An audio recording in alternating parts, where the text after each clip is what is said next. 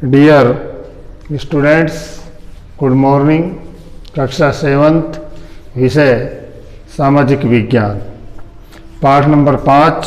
और आज आपका जो कि महिलाओं ने बदल डाली दुनिया की जो तस्वीर, उसका जो पॉइंट है जागरूकता बढ़ाना, यानी जागृति पैदा करना। और ये मैंने जनसभाओं से, गीतों से, नुक्कड़ नाटक से लोगों के संदेश तक इन्होंने पहुंचाया है। तो आज आपका पॉइंट है विरोध करना। जब महिलाओं के हितों का उल्लंघन होता है, जब महिलाओं के जो हित हैं उनका जब उल्लंघन होता है, जैसे किसी कानून अथवा नीति द्वारा, जैसे कोई कानून बनाकर, कोई नीति बना करके जब उनका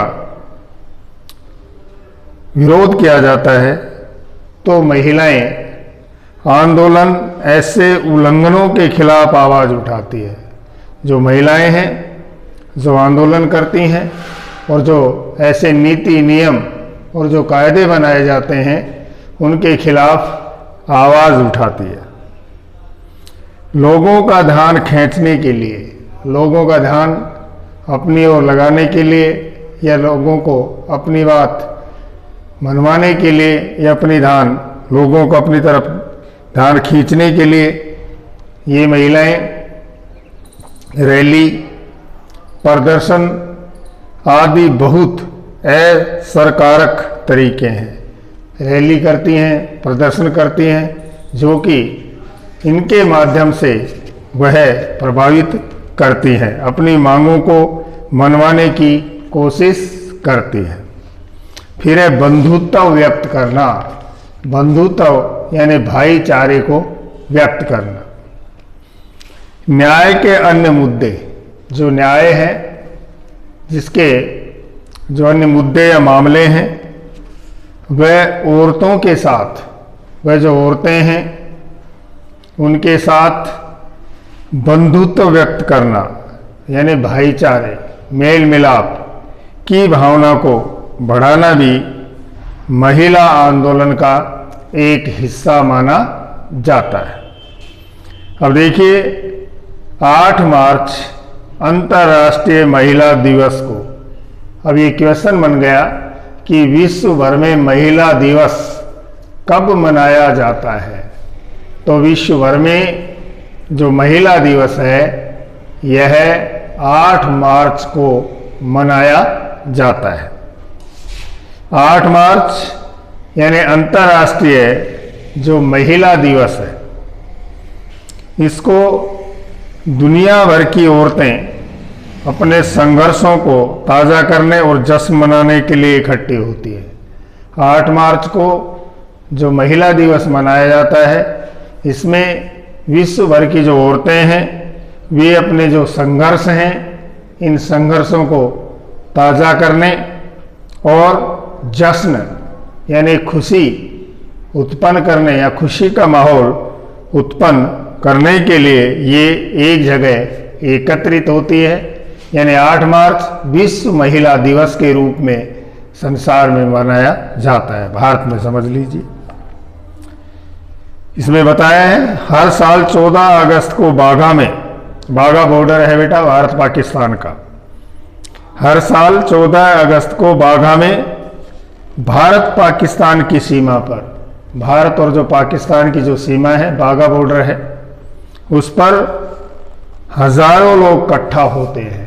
उस पर हजारों लोग एकत्रित होते हैं और एक सांस्कृतिक कार्यक्रम आयोजित करते हैं। और वे लोग इकट्ठा होकर एक सांस्कृतिक कार्यक्रम का आयोजन करते हैं। ऊपर की तस्वीर में जैसे बताया गया है, भारत और पाकिस्तान के लोगों के बीच, जो भारत है और जो पाकिस्तान है, उनके लोगों के बीच एक बंधुत्व प्रदर्शित करते हुए, एक भाईचारे की भावना को दिखाते हुए औरतें जलती हुई मोमबत्तियां उठा रही हैं। कि जो औरतें हैं वे भाईचारे की भावना को प्रकट कर रही हैं और जलती हुई कैंडल यानी मोमबत्ती उनके माध्यम से वह अपना प्रदर्शन कर रही हैं। अब देखिए शब्द संकलन इस चैप्टर का।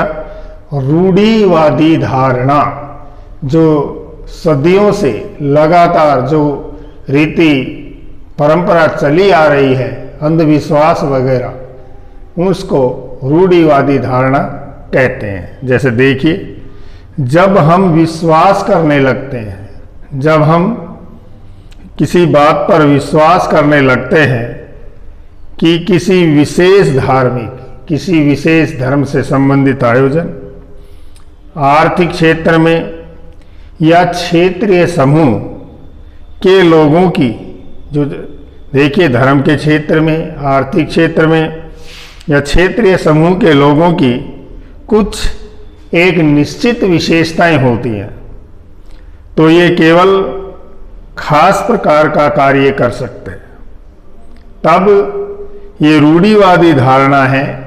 इन धारणाओं का जन्म होता है। जैसे इस पाठ में, जैसा कि जो ये पाठ चल रहा है, इस पाठ में हमने देखा या हमने जाना या हमने समझा कि लड़कों और लड़कियों को अलग अलग विषय लेने के लिए कहा गया है। यहाँ तक शिक्षा को लेकर भी लड़के और लड़कियों में अंतर किया गया है। लड़कों को अलग विषय के लिए बताया जाता है, लड़कियों को अलग विषय शिक्षा में लेने के लिए कहा जाता है। कारण उनकी रुचि न होकर, कारण यह है कि उनका स्वयं का इंटरेस्ट न होकर वे स्वयं में रुचि लेती है। रुचि न होकर उनका लड़का लड़की होना था, उनकी स्वयं की रुचि नहीं है। बस फर्क इतना है कि एक लड़का है, एक लड़की है।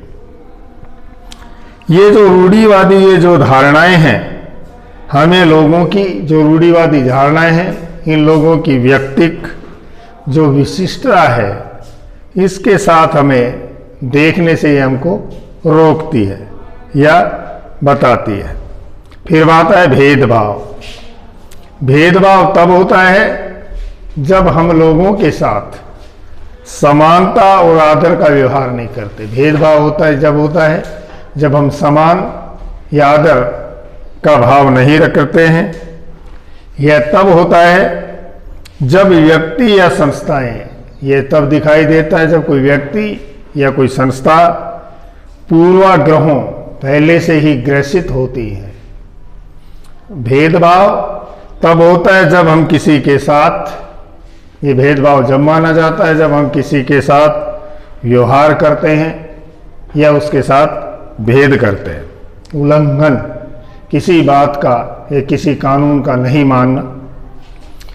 उल्लंघन देखिए, जब कोई जबरदस्ती कानून तोड़ता है, जब कोई जबरदस्ती किसी कानून को तोड़ता है या खुले रूप से, या कहें कि खुले रूप से वह किसी का अपमान करता है, तब हम कह सकते हैं कि उसने उल्लंघन किया है। यानी जब कोई जबरदस्ती कानून तोड़ता है या खुले रूप से किसी का अपमान करता है, तब हम कह सकते हैं कि उसने किसी बात का उल्लंघन किया है।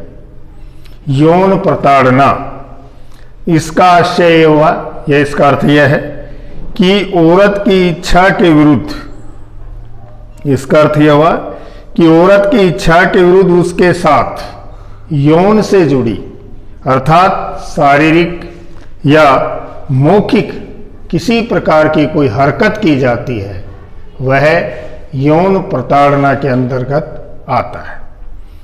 रूढ़िवादी परंपरा, फिर बता दें, धारणा जो सदियों से लगातार चली आ रही है, जिसमें कि शिक्षा में भी एक बच्चे और बच्ची में अंतर किया जाता है। लड़के को अलग विषय लेने के लिए कहा जाता है, लड़की को अलग विषय लेने के लिए कहा जाता है। उनके खान पान, रहन सहन, सुविधाओं में भी आपस में अंतर किया जाता है। इसलिए ये रूढ़िवादी धारणा है।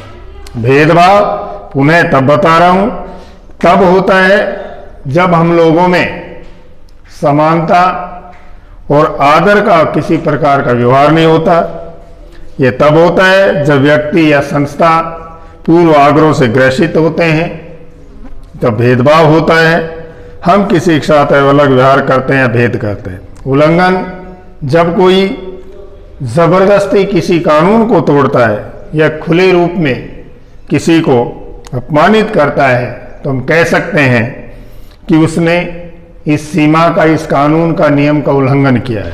यौन प्रताड़ना, इसका आशय यह हुआ, इसका अर्थ यह है कि औरत की जो इच्छा के विरुद्ध जब उसके यौन से जुड़ी शारीरिक या कोई किसी प्रकार की मौखिक कोई अश्लील हरकत की जाती है, उसे हम यौन प्रताड़ना कह सकते हैं। तो इसी के साथ ये आपका 5वां पाठ कंप्लीट होता है। कल आपको हम 6ठा पाठ पढ़ाएंगे और आज की क्लिप में आपका इतना ही, और कल निश्चित समय पर मिलेंगे। 6ठा पाठ संचार साधन को समझना, ये आपको कल पढ़ाए।